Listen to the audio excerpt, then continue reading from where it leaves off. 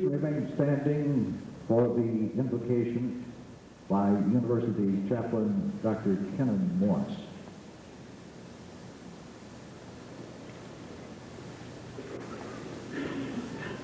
Here at this graduation ceremony, we face the fact that in this season, some think that some of us are being given a present of a degree. There is no doubt that some of us have worked exceptionally hard for this day. For the most part, we have sauntered along, sweating out papers and exams, and enjoying good times. On this day of recognition of achievement and of celebration, no matter our stage of belief or disbelief, we pause to thank you, Almighty God, for endowing us with the talents that we have developed along the way to this day. May our future prove further our thanks to you as we use what we have learned to better all humankind, especially in our sharing of life in mutual trust and peace. We give you thanks, Lord, for those who have urged us to this day, parents, living and dead, families, friends, teachers, and so very many others behind the scenes. Once again, our prayer returns in gratitude to you, Lord, as the essential source of all knowledge. May your name be blessed forever. Amen. Welcome to Florida. Those of you who are coming down from the north, thank you for the weather. And it's a great pleasure for me to welcome the families and friends of the graduates and our distinguished guests to this most important and probably the most anticipated event on our academic calendar, graduation. President Kenneth L. Tallman, who's attending the Prescott campus graduation ceremony, has asked me to extend his personal welcome and best wishes to each and every one of you. I do have one administrative announcement I'd like to make first. We have a photography area available here in the front of the auditorium, so please come up and take your pictures, and then as a courtesy to others, return to your seats so that everyone might have an opportunity. Also, I'd like to remind you that there will be a reception for families and friends of the graduates at the University Center immediately following the ceremonies, and there'll also be an open house on the campus where you may tour the facilities. Now it's my pleasure to introduce our Executive Vice President for Academics, Dr. John Williams. Dr. Williams has held the position of Professor and Department Head of Behavioral Sciences and Leadership at the United States Air Force Academy in Colorado Springs before assuming his duties here at Embry-Riddle in November. He brings to us an extensive background in teaching, aviation research, as well as consulting, and he holds a PhD in psychology and sociology from Mississippi State University. Dr. Williams will now introduce our speaker for the day. John? Good morning. Ladies and gentlemen, it is indeed a pleasure for me to be here at Embry-Riddle University at this commencement exercise. An added thrill is having the pleasure and the privilege of introducing today's commencement speaker. You are about to hear from one of our country's true modern heroes. Many of you in the audience have, no doubt, dreamed of a career as an aeronautical engineer or perhaps as an astronaut. To work in our space program and to pilot the space shuttle are things most of us in aviation have only dreamed about. Some of you may even take that dream out the door with you this morning and begin making it a reality. Our speaker has spent much of his adult life in exactly this manner. A native of Westlake, Ohio, he first received a Bachelor of Science degree in physics from Baldwin-Wallace College. Following graduation, he entered the United States Marine Corps, where he became a fighter pilot and received training and a subsequent master's degree in aeronautical engineering. He joined the Air Force astronaut program in 1966, and he became a NASA astronaut 3 years later. As a NASA engineer, he has been responsible for several delicate and extremely important programs in the development of the Skylab and of the Space Shuttle. As an astronaut, he has twice flown in the Space Shuttle. where during his first flight in 1982, he carried the Embry-Riddle flag into space. This flag and other mementos from Columbia's STS-5 mission are currently on display at the University Center. We urge you to stop by and see them.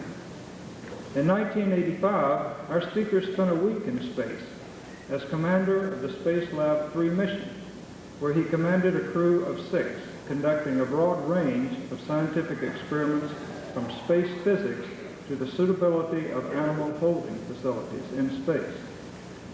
It has been our good fortune to have him with us for the past 2 days, where he has enlightened students, faculty, and the Daytona Beach community in a series of meetings. Graduates, now it's your turn, and I know you are going to find his remarks that he has prepared especially exciting, informative, and pertinent.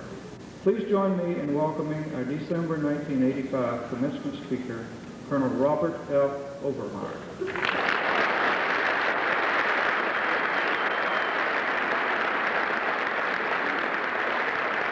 Thank you very much. I hope the hand is as welcome after the speech as before. I've certainly enjoyed being here, and I'm pleased to be able to share my experiences with you and share this day with you, as important as it is to you, I'm sure. Thank you, Dr. Williams, for that fine introduction. Mr. Riddle, General Spruance, honored guests, it is indeed a pleasure for me to have this opportunity to visit your campus once again. I have always been impressed with the total program here at Embry-Riddle University, and I am pleased to say that my visit on campus yesterday reinforced my belief you have a very fine program here. Graduation speeches are one of the hardest things possible to do. I guarantee you I would rather be sitting on top of that shuttle and flying that 7 million pounds of thrust into orbit than I would be here at this time. I'm sure you're going to be friendly to me, but believe me, these are very difficult to do. And then General Spruance back here made it even more difficult, and I would appreciate your help. General Spruance told me, when he asked me how long my speech was going to be, and I said, 15, 20 minutes, he said, that podium launches in 20 minutes. I will do a countdown at 19 minutes, 50 seconds. If you see me doing 10, 9, 8, 6, you may be going into orbit again. So I will not take much of your time here this morning. I'd like to share a few thoughts about the careers that you are going into in this commencement program. Isn't that an interesting thought, that this commencement day really isn't marking the end of your college days, but it's really the start of the rest of your life. How presumptuous of me to think that I may say something profound that might guide you through the good and bad days ahead.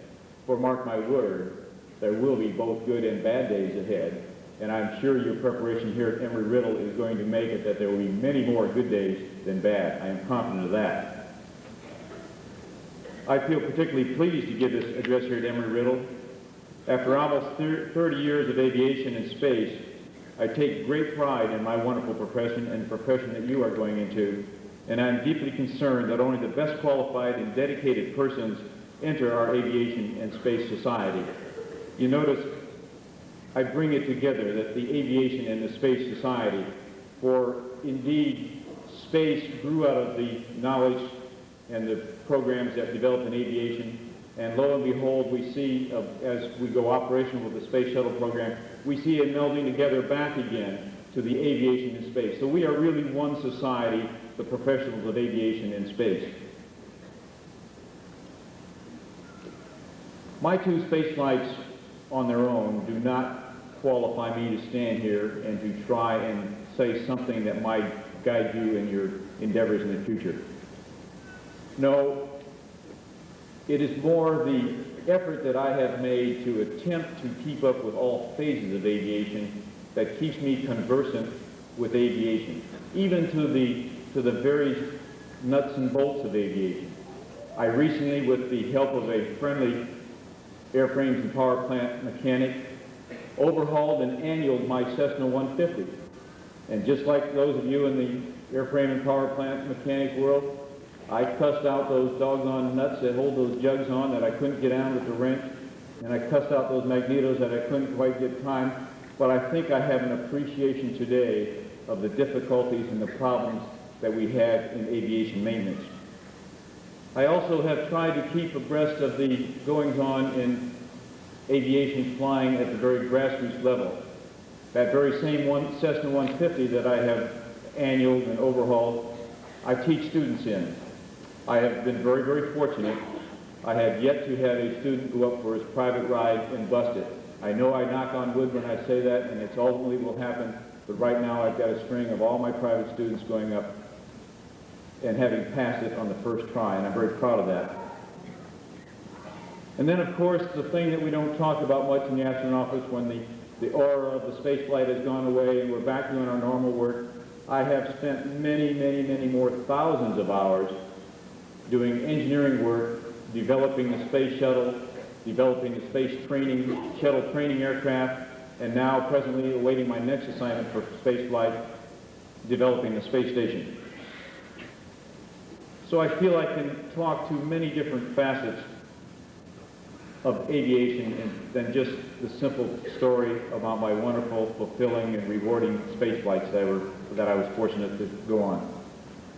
The graduates this fall in aviation and space are indeed fortunate, for the future certainly looks bright in all areas. Those of you going into the career fields as airplane mechanics and technicians should find that the general aviation field is finally coming out of its recession and that corporate aviation is once again on the increase. Of course, with the deregulation of the airlines, many new airlines have started, each needing a staff of good, highly qualified mechanics. The opportunity to get in on the ground floor of a fledgling regional or commuter airline and moving right up in the maintenance program is a distinct possibility, and I hope you take that opportunity.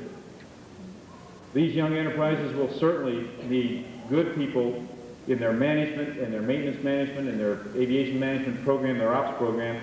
People with a good background in aviation management should do well. The solid foundation you have received here at Embry-Riddle should do you well. Now, for those of you who are going into the flying end of the aviation career field, the future is even brighter. For example, in the next 10 years, United Airlines must replace over 3,000 crew members who are facing the mandatory retirement age of 60. These crew members were the ones hired in the mid-1960s as the airlines expanded into the jet age. All of the major airlines are facing similar retirement numbers. The demand for cockpit crew members is going to be so great that the traditional airline hiring field, the military pilots finishing their obligated service, cannot begin to supply enough trained pilots for the airline. The military is also increasing their obligated service. So again, this source of pilots that has traditionally filled into so many of the airline spots is drying up. Aviation Week just recently reported that several airlines are looking into a very real possibility of doing what many European airlines have done for so long: train their own pilot candidates from scratch. Of course, those of us here associated with Embry-Riddle can say that they should look here, and we'll be finding a good number of our students in the cockpit of our major airlines in the very near future. Now, the aeronautical and aerospace engineering fields have many, many areas of expansion and new programs that are indeed and in need of new engineering talent and ideas. We at NASA, as we struggle with the development of the nation's first permanently manned space station, are looking to the new engineering graduates to bring innovative ideas and youthful energies into this major development. If you can imagine the space station that will require up to 27 orbiter flights to take up in that cargo bay the thousands and thousands of pounds of equipment and material that will make that a habitable manned presence doing useful commercial work in space on a permanent basis. President Reagan has signed the initiative, and we are working on that and looking forward to initial operational date of 1992. We are looking to you, the graduates, the engineering graduates, to bring us those new innovative ideas and how we can do that job cheaper, easier, and bring it in on budget and time, which are all the buzzwords that we must work to this day. The Department of Defense requirements for engineering talent is expanding enormously as they start major new research activities developing the defensive shield of the Strategic Defense Initiative. My very good friend, and the tragedy he suffered this past week when his wife was killed in an aircraft accident is very sad indeed, but my very good friend, Lieutenant General James Abramson, the former manned orbiting laboratory astronaut, now head of the Department of Defense SDI research, thinks that finding the right people, note that, the right people, finding the right people capable of developing new technology is his biggest challenge. It isn't the technology, it's finding the people who can do it and unlock that key. He feels confident that we can develop this new capability if he can find the right people with the desire to excel and to unlock the storage vaults of the hidden technology. The engineering future is equally bright. In areas of development of such diverse projects as a hypersonic long-range transport called the Orient Express, or the new modern technology fighter program to replace our aging F-16 and F-15 fleet, or possibly the development of a new supersonic corporate jet. All of these will be exciting and rewarding projects for you to look at. I'd like to just pause here a moment and just say a few words to the parents and loved ones of the graduates today. First, you are to be congratulated for the very important roles you have played in your loved one's success, as evidenced by their presence here today receiving their diplomas. And second, as a father of a college sophomore and a high school senior and a college-bound high school sophomore, I can certainly relate to your sacrifices and the help you must have given so generously. I've often thought of going into the bumper sticker job or business in Texas because I can just envision this bumper sticker that says, "My daughter and my money go to UT." Parents should also feel good about their graduates' chosen career field in aerospace. In all of my years working in this field, I have never met anyone who wanted to get out of it. Aviation and aerospace are exciting and challenging fields that the participants tend to love. Oh, I've met a few who wanted to get a little higher pay job here, or who wanted to get off this project to get on that project. But as a whole, the people in the aviation and space and aerospace field love their work, and they are tremendously satisfied. The job satisfaction is important for feeling good about life, and people in aerospace usually are well satisfied, and you are to be congratulated for picking this area, and the parents and loved ones can feel good that your graduates are going into fields that are interesting, satisfying, and rewarding. Now let's get to the guts of what I'd like to say. As I prepared for this speech, I tried to think of one word that I might leave with you for you to take away from here today that might guide your career. Oh, I don't know, do you remember that movie called The Graduate? And Dustin Hoffman was a graduate, and he was kind of bewildered and perplexed, and this tycoon, a businessman, draped his arm around his shoulder and said, "The secret of success, I'll tell you the secret of success," and he whispers and he says, "is plastics." Remember that movie? We all kind of laughed and said, what one word can be such a secret of success? And here Dustin Hoffman had expected to be given some guiding words, and he was told plastics. Well, I'm not going to tell you plastics, I'm not going to tell you aviation, because you have already chosen aviation. The word I would like to leave with you today, which is so very, very important in our aviation and aerospace, is integrity. Integrity. Webster defines integrity as rigid adherence to a code of ethical behavior. I can think of no stronger or more important word to anyone associated with airplane, aviation, or space than integrity. Wouldn't it be a wonderful world if all of our businesses and if all of our associates had integrity? Wouldn't it be a wonderful world if we could stop reading about bank failures or scams or scandals and that, if people live with integrity? I don't know about you, but even the academic world has to clean up their act a little bit and get some integrity back. I'm getting awful tired of some of these athletes graduating with degrees from major institutions throughout the United States, and they can't even read their contract. Just the other day, in our newspaper, it was reported that young man, a junior at Tulane University, unfortunately, a junior who was arraigned on the point-shaving charges, could not even read the charges against him. No, we must bring integrity into all of our life, and you, the graduates, must bring integrity with you into the aerospace profession. Integrity is absolutely paramount in aviation. It must become a rigid code that each of you today pledge to live by as long as you remain in aviation.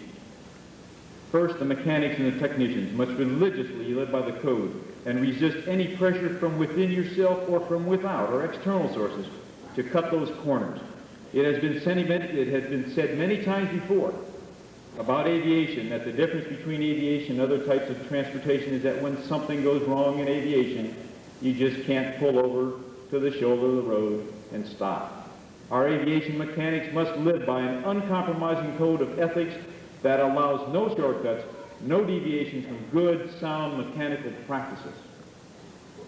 Obviously, our pilots and our flight engineers must have the integrity to fly by the book and to keep their passengers safe, for that's what it's all about. I hope you never have to face a management that might ask you to fly with less equipment than you are required to have, or to fly an unsafe aircraft, or to fly in unsafe weather. But if you do, and you may face it, you must have the integrity to resist, for the ultimate safety of our aviation industry rests in your hands. Those of you going into the aviation management must have the integrity and courage to resist the temptation to cut corners in an attempt to make the bottom line look better. Lord, I hope not, and I hope and pray it wasn't the case, but there's an awful lot of evidence coming out of Newfoundland that disaster just may have been caused by possibly of management that didn't have the integrity to hire and pay for the de-icing, and possibly the crew didn't have the integrity to go out and de-ice that vehicle. I hope not. I hope I'm wrong. But that's the kind of integrity that you must carry into your aviation with you. And finally, our designers and engineers. The designers and engineers are our very first line of defense in our constant struggle for aviation safety and safety in all of the aerospace field. And you must be diligent and correct in your design effort. And you must have that inner integrity to design for safety first and profit second. History has shown that even the most obscure piece of equipment can cause major problems in aviation. Even an obscure animal handling facility like I had on Space Lab 3 that had potential when that junk came out of it because it leaked, had a potential of causing major problems up there because some designer didn't have the integrity and the courage to design for safety first and a budget second. But no, as you have seen today, you have chosen a great career field, and the future is literally bounded only by your imagination. I bid you welcome to my world of professional aviation and aerospace endeavors, and urge you to bring into it the integrity and professionalism and safety that I know you have learned here. My congratulations to you, and thank you very much.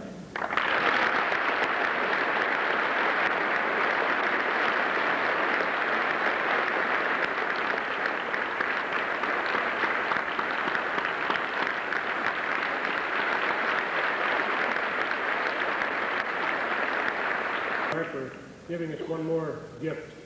Last time you brought a flag, and this time you brought the word, and we appreciate both very much. Each trimester, an outstanding graduating senior is selected to receive the Chancellor's Award. Now, the candidates for this award of distinction are selected on the basis of academic excellence, campus activities, and contributions to the university as well as the local community. These students are leaders who challenge others around them to think, to question, and to act. Candidates for this award are recommended by representatives of the faculty, the staff, and the student body, and selection of this honor reflects campus-wide recognition of the recipient's outstanding accomplishments. So I'm very pleased today to announce the senior who is receiving the Chancellor's Award for this class. Will Terry Tree please come forward?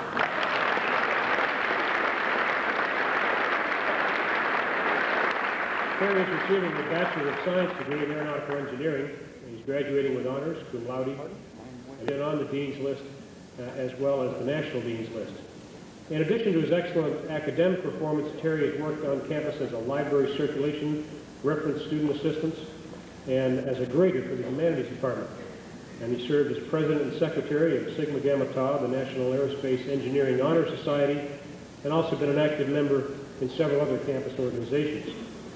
He's participated as an aeronautical engineering co-op trainee with NASA, and following graduation, Terry will work full-time with NASA at the Johnson Space Center in Houston, Texas, as an extravehicular mobility unit systems engineer.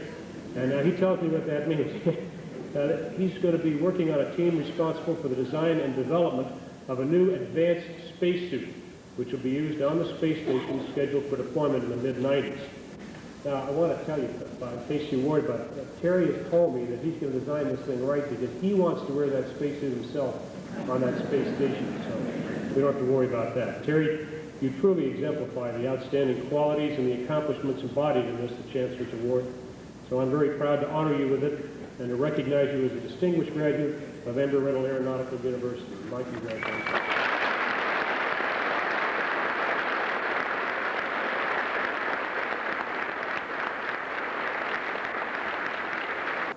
Ladies and gentlemen, I'd like to introduce the president of the senior class, Mr. J. Mitchell Williams.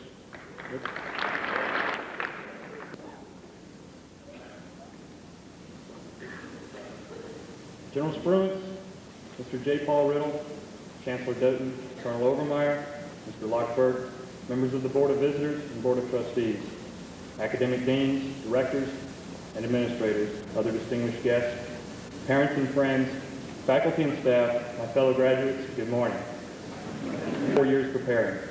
Today is the end of 4 years of no-nose nights, over-the-hump parties, spring breaks, speed weeks, and waiting in long registration lines.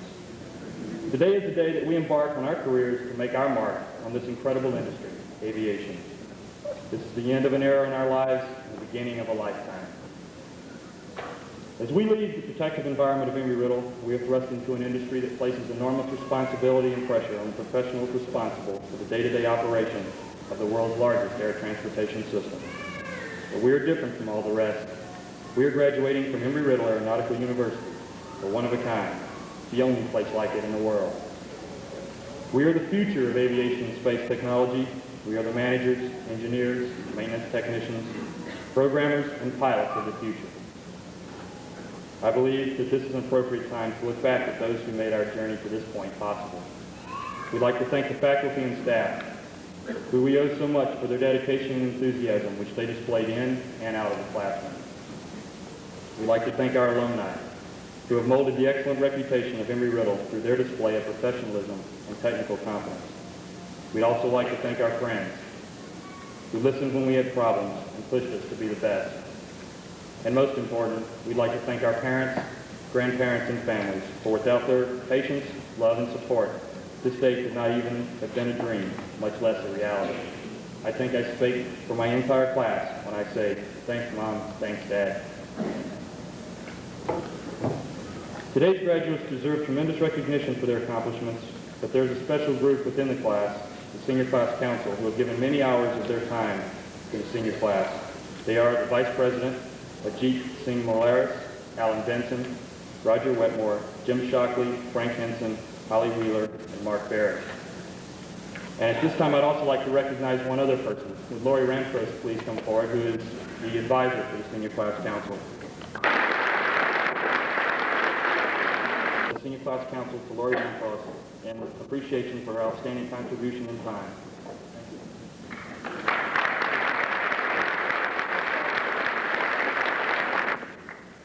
And at this time, it gives me great pleasure, on behalf of the fall 1985 graduating class of Embry-Riddle, to announce the recipients of the Outstanding Faculty Award for each college who were selected by this class. The individuals chosen were selected among the top nominees from each academic discipline. The choice was extremely difficult when confronted with such an excellent group of professors to select from. First, for the College of Engineering and Aviation Science, Mr. Joseph Obey.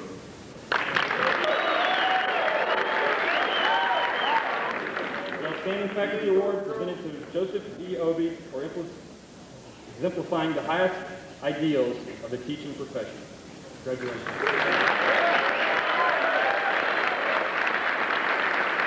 College of Aviation Technology, once again, Dr. Milton Horowitz. The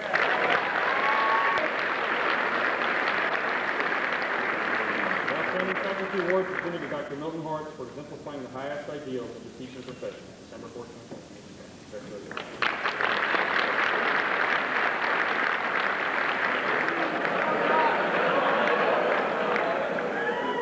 It really is a great honor that you've bestowed on me this day. But I'd like you to know something. There is no such thing as an outstanding instructor. Each instructor needs each other for help and guidance, and the instructors need the staff and the administration. More importantly, we need you. You have challenged us to meet your requirements. All of us together form that unique thing called Embry-Riddle, an outstanding school. And we have an outstanding student body and future alumni, and that's you. There's a pie out there, and each one of you can get a slice of it. Go out and grab it.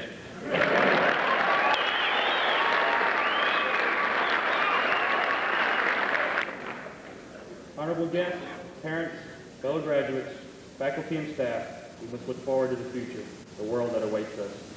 We take our educational experiences from Embry-Riddle with us into an industry that is growing at an incredible rate. With this knowledge and experience, we are destined to the top. But let me leave you with one challenge. During our journey, remember those we've left behind. For one day, they will be seeking to accomplish their goals as we conquer ours. We must make a personal commitment to ensure their success in this industry, which will make our university even stronger. Thank you, Embry-Riddle, for the opportunity to grow, learn, and mature into professionals we are today. Thank you to all the friends who have made our time here so special. Fellow graduates, good luck with all your future endeavors. I think Dario Speedwagon said it best. It's time for me to fly. God bless you.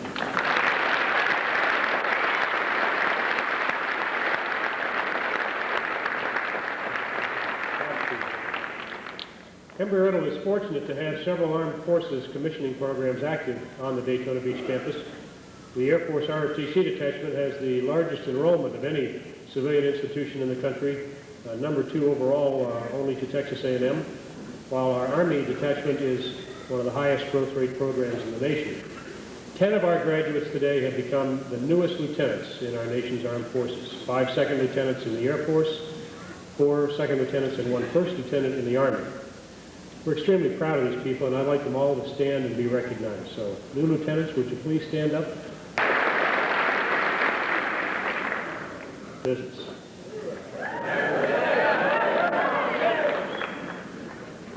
Recognition of the honor graduates and the graduation exercises will now be conducted by R. Luther Reisberg, the Dean of Academics of the Daytona Beach campus. Dr. Reisberg. Will finish their studies with honors. I would ask each person whose name is called to please stand, and I would ask the audience to withhold applause until all of the names have been read.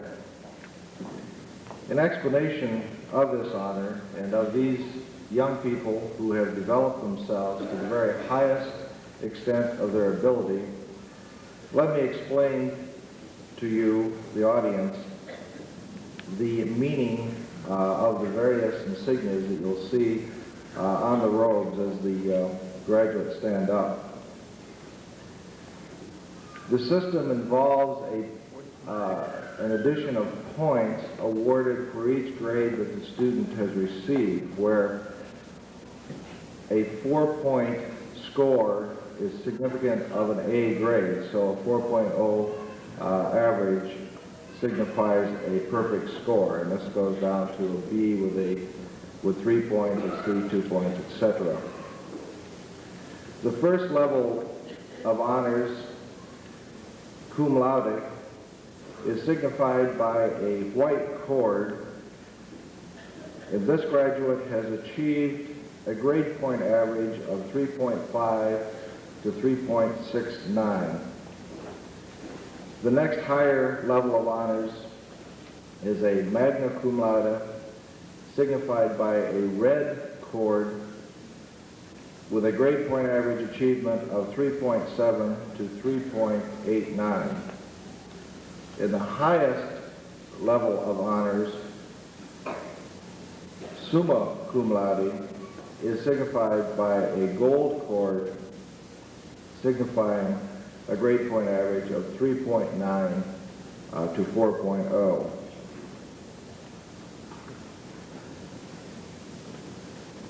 The people receiving these honors are as follows: Fred Barth, cum laude; Richard A. Badensky, cum laude, Stephen C.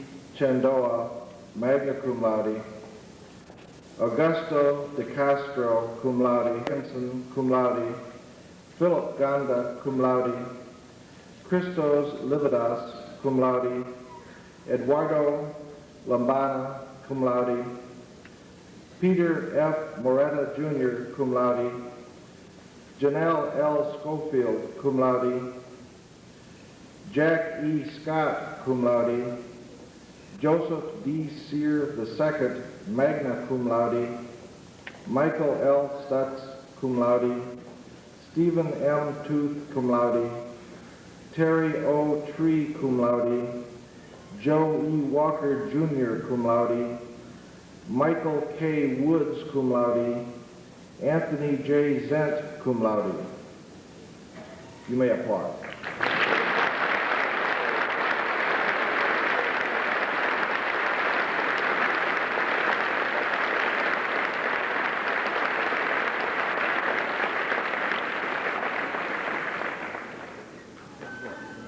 Chairman will now present their candidates for associate and bachelor's degrees. Candidates for the degree of Bachelor of Professional Aeronautics, Donald Bennett, Mark A. Casillas, Jose R. Hernandez, Vernon C. Hobbs, Richard J. Klinker, James A. Mayors, Wolfgang Mueller, Kenneth L. Paget, Dwight R. Robinson, David C. Sohm, Hector L. Vasquez,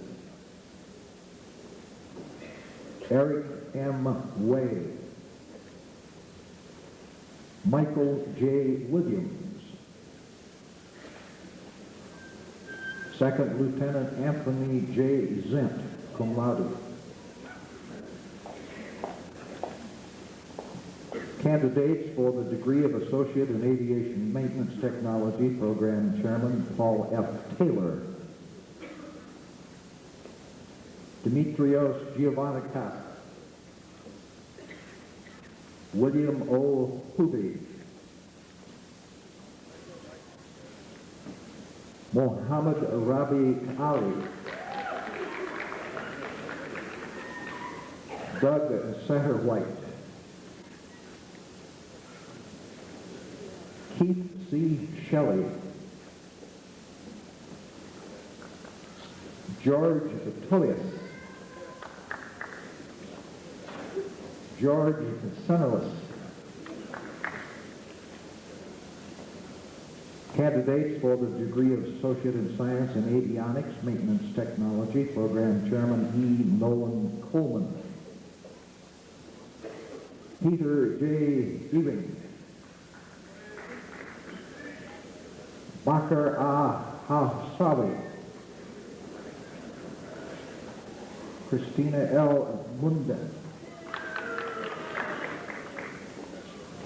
Candidates for the degree of Bachelor of Science in Aviation Technology, Program Chairman E. Nolan Coleman, Ibrahim A. Al-Kabati, Saud N. Al-Masakari,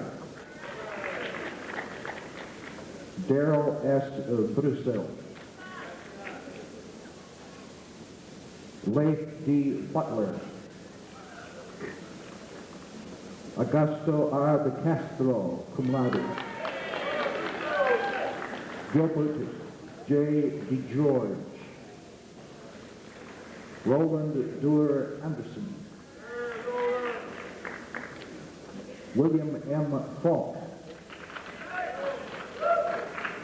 Peter J. Giancakakis, Ivy J. Grant,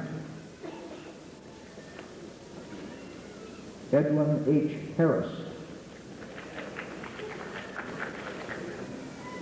Harold S. Eason, Who's Who, 1985-1986. Hitor Lazatigi. Eduardo Lombana Cordova, cum laude. Elizabeth A.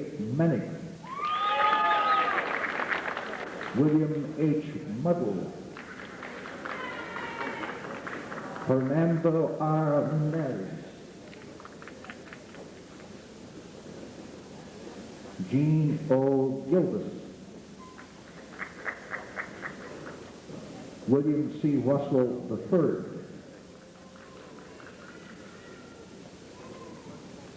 Thierry de Chapin. Keith A. Seapaul. Michael L. Stutz, cum laude. Yayanta Tanabala Sundrum. First Lieutenant Herbert D. Thompson. Sarah J. Thompson, Sigma Tau Delta. Mitchell K. Woods, cum laude. Now the candidates for the degree of Bachelor of Science in Aeronautical Studies, Program Chairman William V. Gruber. Waleed S. Al-Husseini. Thomas A. Beard. Tad R. Coates. Second Lieutenant Tristan P. Coyle. Susan A. Conhart. Michael J. Sarankowski. Gary Evans. Philip J. C. Ganda, cum laude. David A. Hanahan. Frank S. Henson III. Brian H. Hughes. Kathleen P. Jackson. Ahmed Kafaf. Louis C. Lease II. Christos Levitas, cum laude. Donald V. McMillan. Thomas R. Marusco. Holly J. McGinnis. Baba I. Muhammad. Victor R. Tuzalata. Robert F. Primo. Lucia A. Puerto. Adalberto A. Rodriguez, Jr. Second Lieutenant Russell H. Schechtman. Jamil L. Schofield, cum laude. George R. Chama. Eric J. Simpson. Ajit F. Singh Molanas. Joseph C. Striegel. Brenda K. Sullivan. Cheryl B. Schwartz. Jeffrey R. Tuning. Gerald S. Turner. Timothy E. Rieger.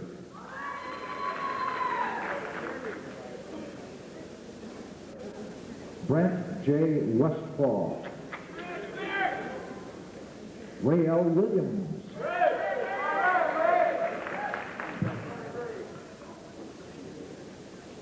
Now the candidates for the degree of Bachelor of Science in Aeronautical Science, Program Chairman William V. Gruber. George J. Anagastopoulos.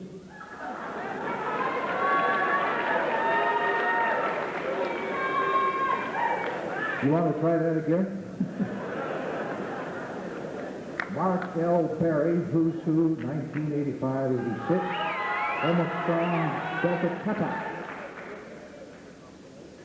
Richard A. Bodinsky, who's who, 85-86, cum laude. Scott D. Bryce.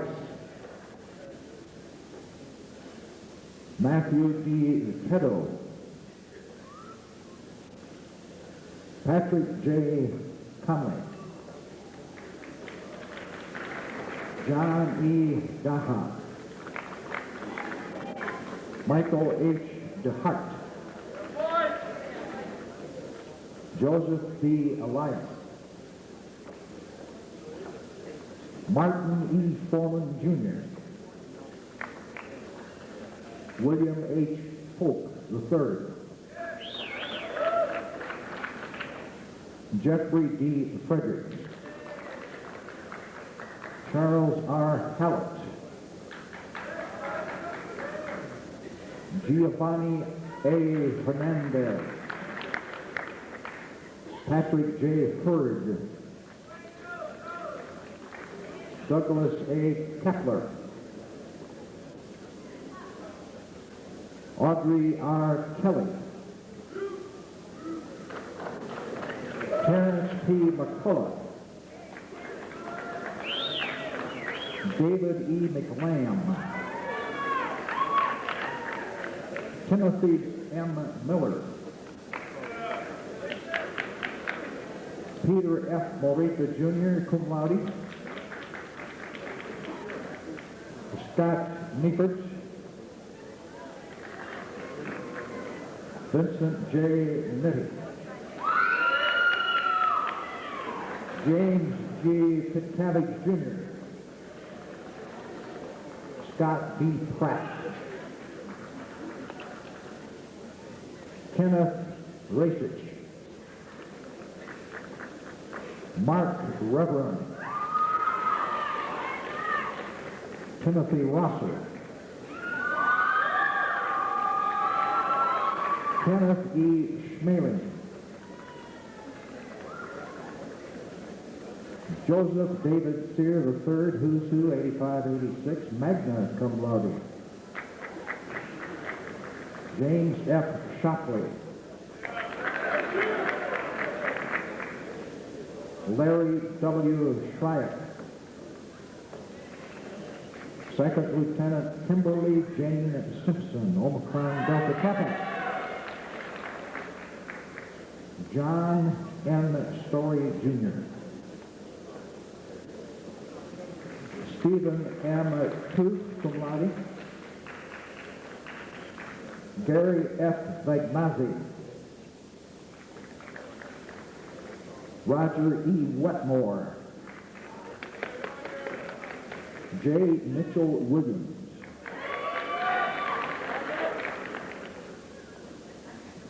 Candidates for the degree of Bachelor of Science in Computer Science with Aviation Applications, Program Chairman Dr. Thomas B. Hilburn. Lori A. Aldro. Michael C. Cantwell.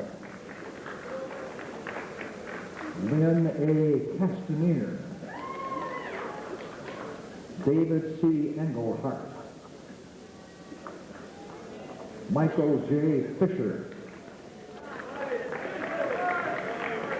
Stephen P. Hetty III.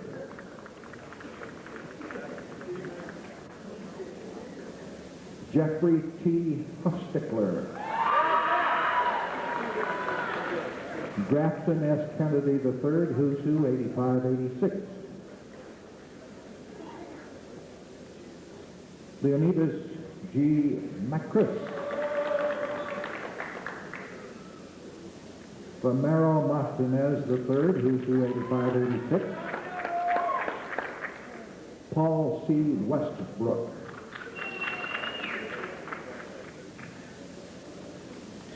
Candidates for the degree of Bachelor of Science in Aviation Business Administration, Program Chairman Donald J. Campbell.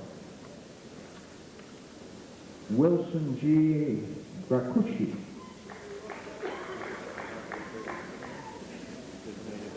Candidates for the degree of Bachelor of Science in Aviation Maintenance Management, Program Chairman Donald J. Campbell. Robert W. Andriano. Alan D. Benson, Eta Nu Sigma Omicron Delta Kappa, Leadership and Involvement Award presented by Student Government Association. Edward R. Dickinson, cum laude. Guy D. Eckert. Peter E. Jacque. Nagid M. Galabal.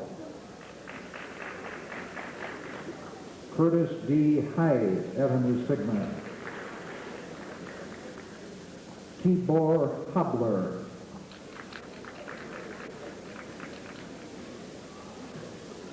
Lee Fa Raga Urdanetti. Claudio G. Pedracia. Brian M. Koch.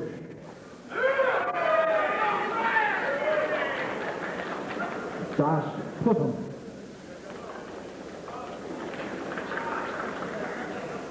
Scott B. Truax. Craig S. West. Dale L. Wright. Eddie C. Zanner, who's who, 85-86.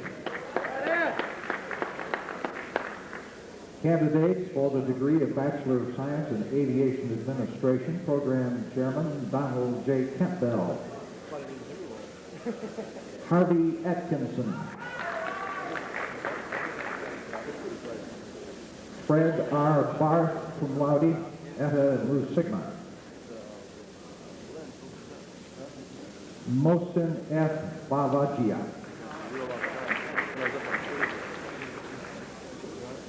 Terry L. Bird.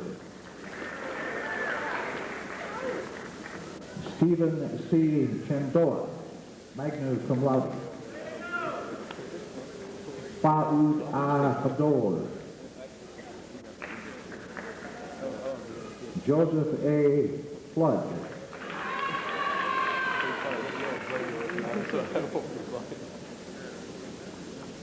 Marcus M. Gollenbach. Michael B. Jackson. Ali R. Rasuli. Alexis L. Schmack. Kevin T. Stucker. Todd M. Truax. William B. Welch. Holly Dawn Wheeler.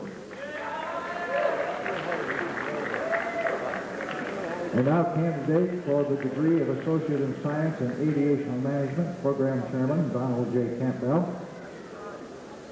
And Ruth Mariellis. Candidates for the degree of Bachelor of Science in Aviation Management, Program Chairman Donald J. Campbell. Francis B. Closey.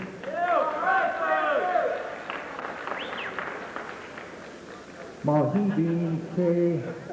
Kowajah. Mohammed N. Mooney. Derek M. Perez. Edwin A. Petrus. Paul Rold. Peter C. Shea. Wayne D. Smouse. Heifer A. Taylor. Roger H. Van Pelt, Jr. Dawn M. Young. Candidate for the degree of Associate of Science in Aircraft Engineering Technology, Program Chairman Dr. James Latisick. David A. Prestwood. Candidates for the degree of Bachelor of Science in Aircraft Engineering Technology, Program Chairman Dr. James Latisick. Ahmed Bainoumi Nejad. John C. Balkavicius. Nordine Ben Kadur. Peter Esimaji. Matthew M. Hutchin. Hassa Kanak.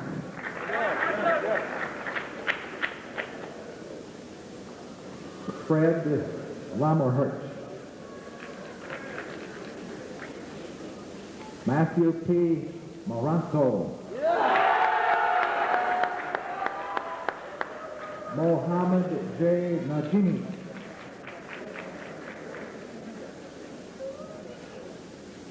Candidates for the degree of Bachelor of Science in Aeronautical Engineering, Program Chairman Dr. James Latisick.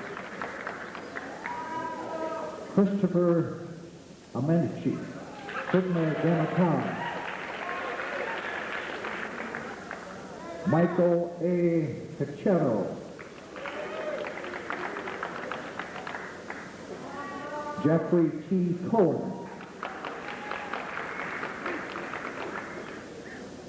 Juan G. Collado. Second Lieutenant Robert M. Enns, Sigma Gamma Tau. Tito Espinosa. Gonzalo O. Galan. Daniel T. Hamilton. Mark R. Hilborn. Albert C. Horton. Richard R. Jacobs.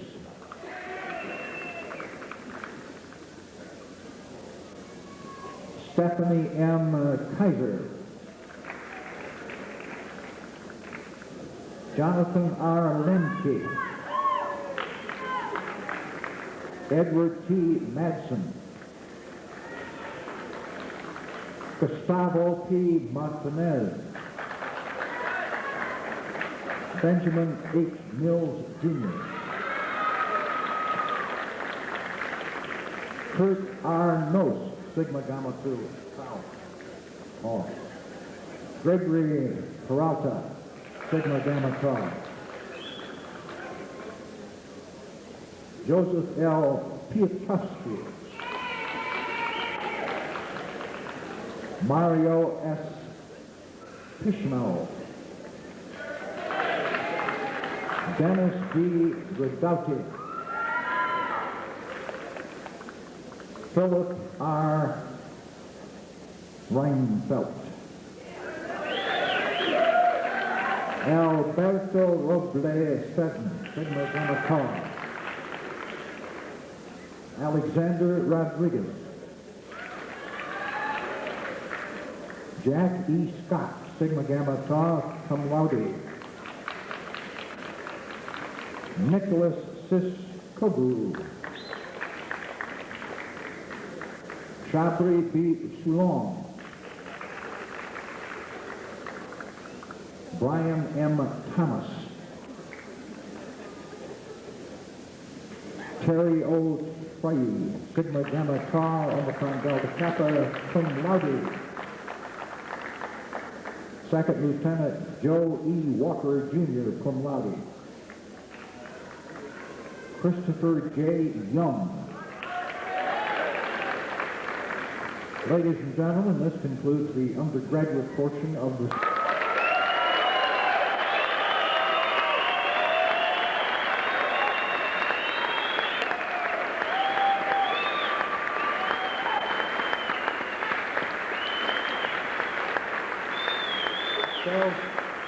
Academics will now present the candidates for the master's degrees.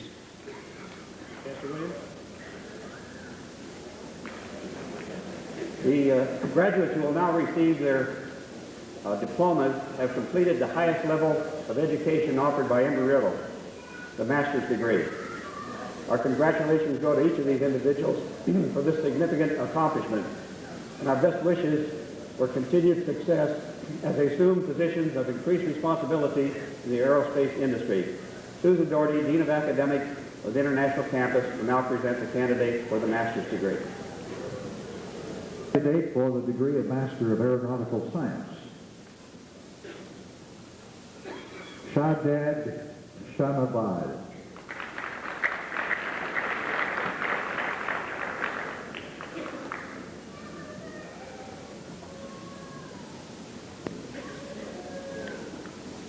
Godwin O. Economy.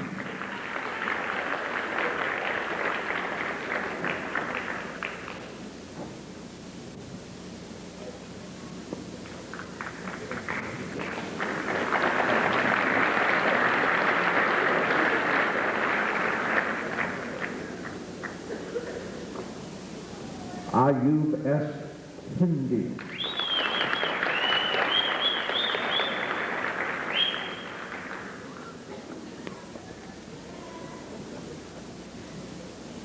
William B. Mason.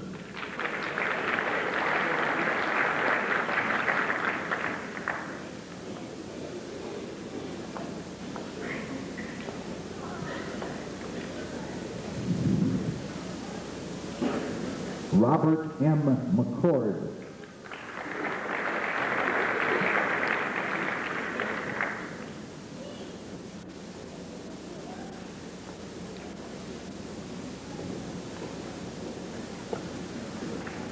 Harlan W. Thornhill.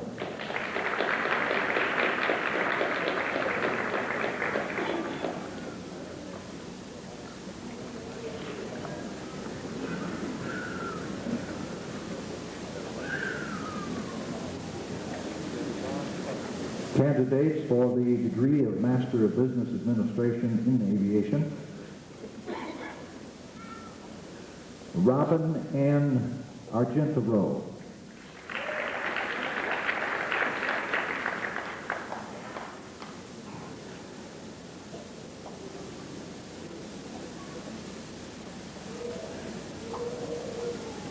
Carol Edith Eby.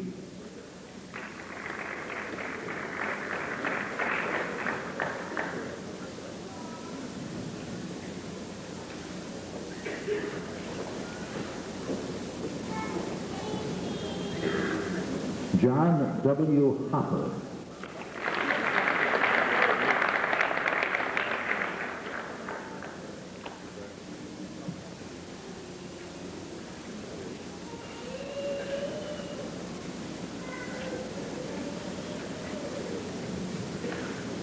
Douglas P. Kaufman.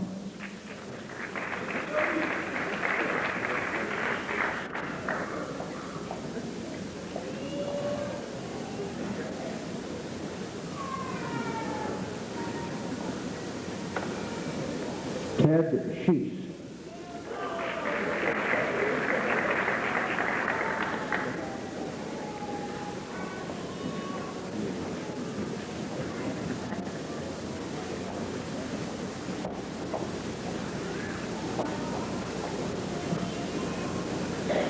Charles H. Snowden, Jr.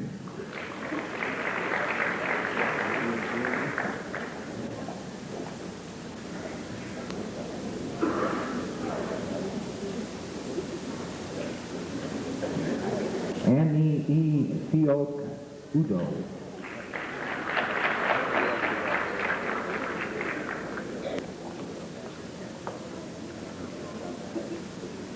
Norman W. Williams.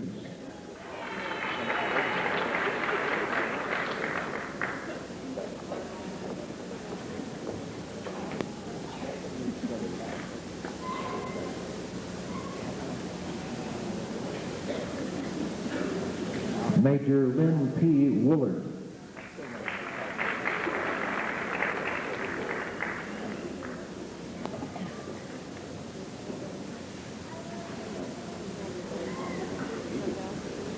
Captain John R. Wright, Jr.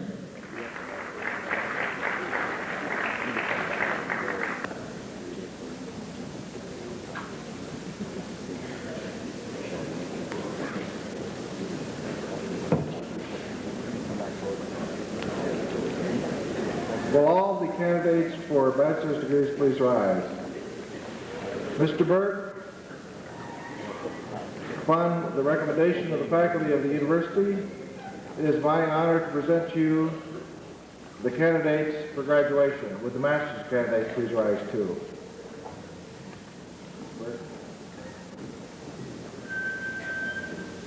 Thank you, Dean.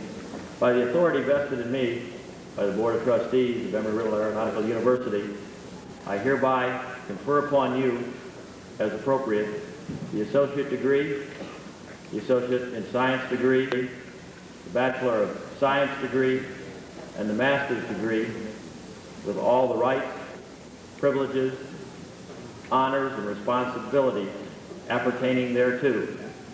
Congratulations to all of you. You may now move your tassels from the right to the left. The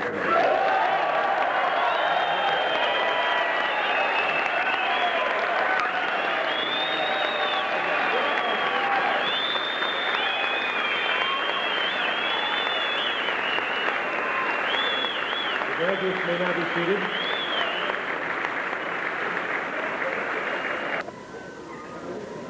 Now it's my pleasure to introduce the Chairman of the Board of Trustees of Embry-Riddle Aeronautical University, Brigadier General William W. Sprulitz. General Sprulitz.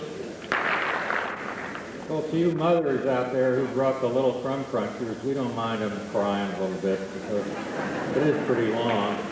But we're always glad to have you bring a future Embry-Riddle student, you know. And to you graduates, when you get a slice of that pie out there that Dr. Horowitz was talking about, don't forget your alumni. Send a little money back so that those little crumb crunchers,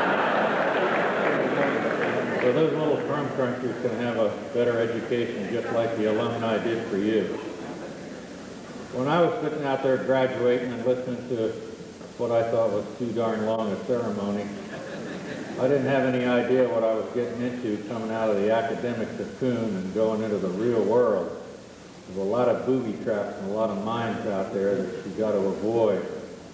And you're our investments, you know, the parents, the faculty, the administration, all that are close to you. You're our investment in the future.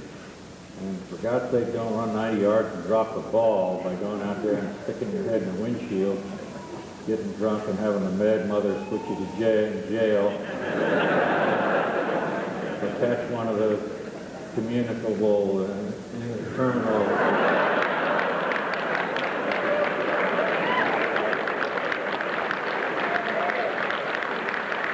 In any case, a prerequisite to success in the world of aviation and aerospace is to outlive your superiors. So don't forget that. That's a prerequisite to promotion. You've just got to outlive them. So drive safe and fly safe. And when you're entering into something that you feel is a little risky, why are the risks acceptable? You know, is it worth saving a little money on a motorcycle when the odds are 14 to 1 you're going to get killed over riding a four-wheel automobile? Or going out there without a seat belt and sticking your head in that windshield, or any of the rest of the things. Think about that, and when you're problem solving, try not to look for the ideal solution to everything, but the one that has the least undesirable risks involved. That's what really counts. I wish you the best of luck, because it takes a lot of luck too, you know, along with everything else. The Eagles of Aviation Award is a national award presented by Embry-Riddle Aeronautical University in conjunction with Eastern Airlines. I'm sorry I don't have a ticket folder to read off the Eastern Airlines folder to give them a plug, because they are responsible for part of this award.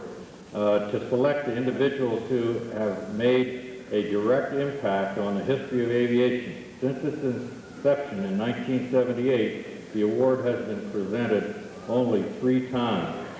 Embry-Riddle is pleased to make today's commencement speaker the 4th recipient of this distinguished award. Would you please come forward, Colonel Overmyer?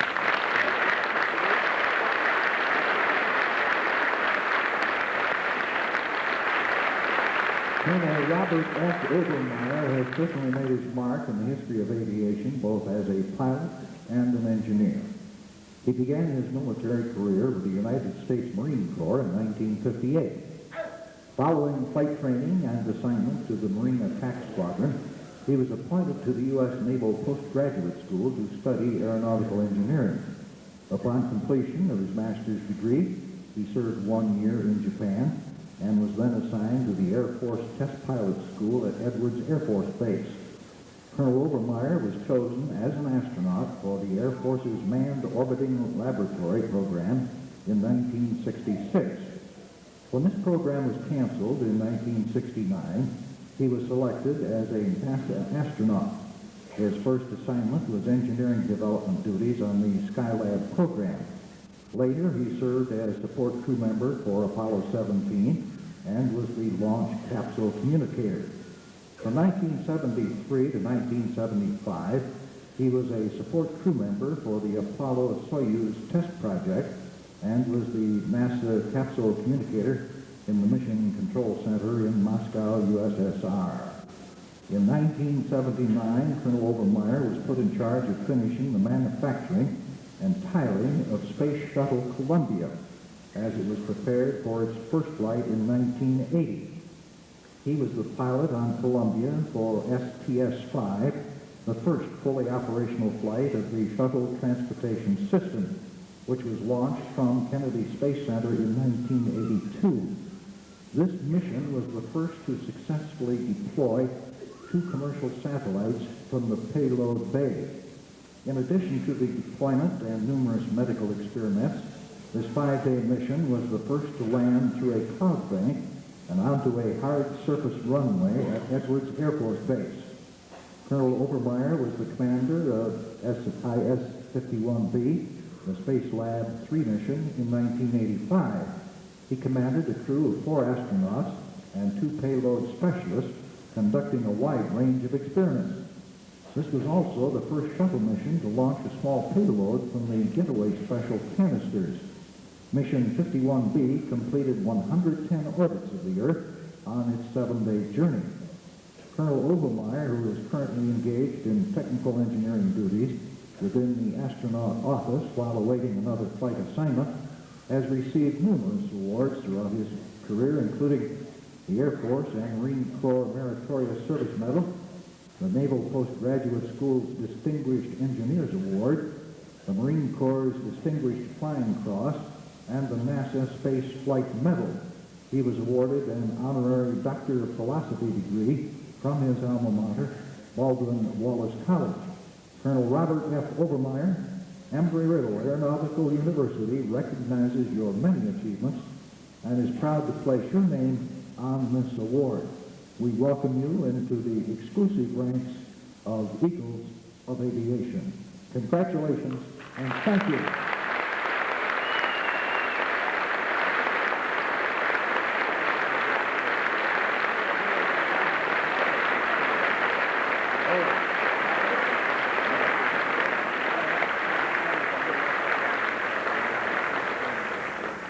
The original of this award, which will remain in Embry-Riddle's custody, is about 50 pounds, and so we'll give him a replica to take home with him, but the original will be on display at the reception. So congratulations, and we appreciate those kind words and your fine speech. Thank you, Chris.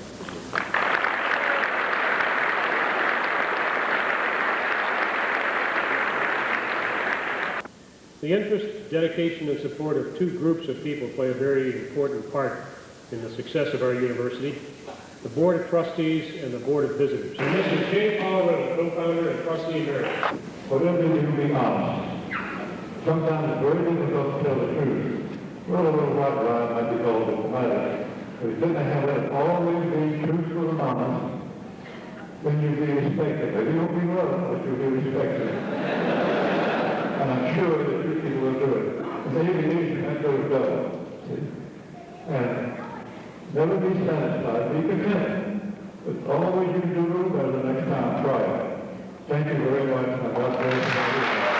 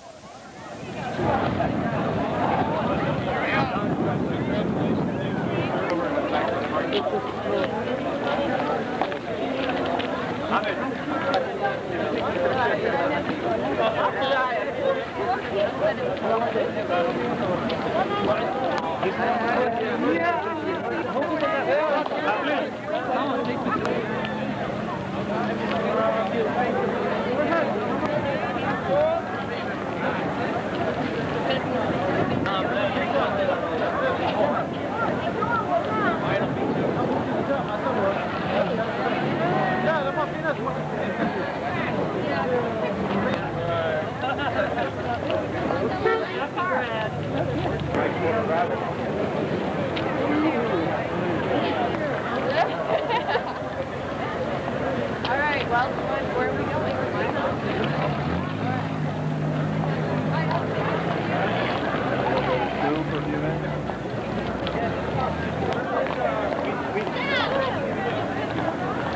Yeah, when I'm about to say a distance, back here. Oh, man. There you go.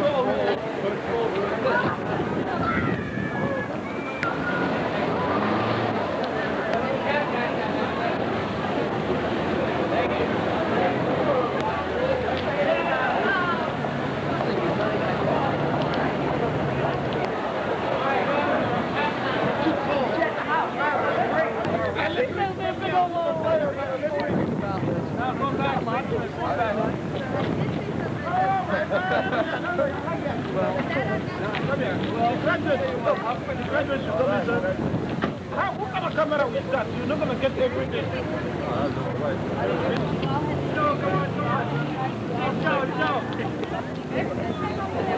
You're going to get on my show or what?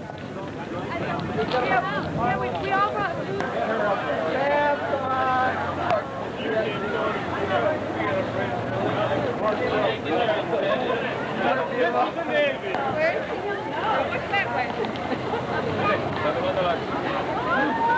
Yeah, don't lose that tennis. There goes mine.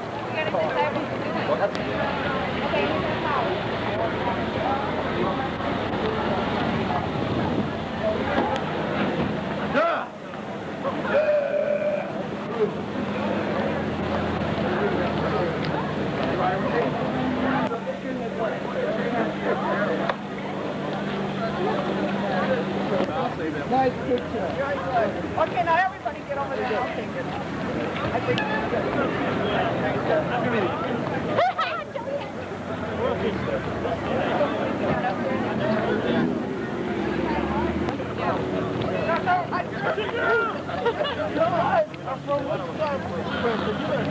Póngase los cuatro ahí.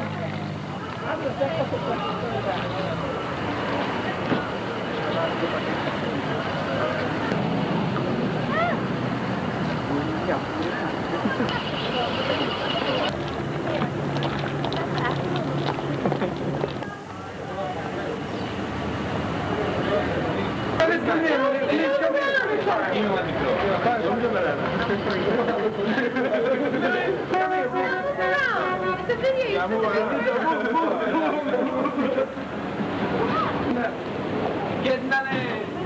All right. All right. That's good.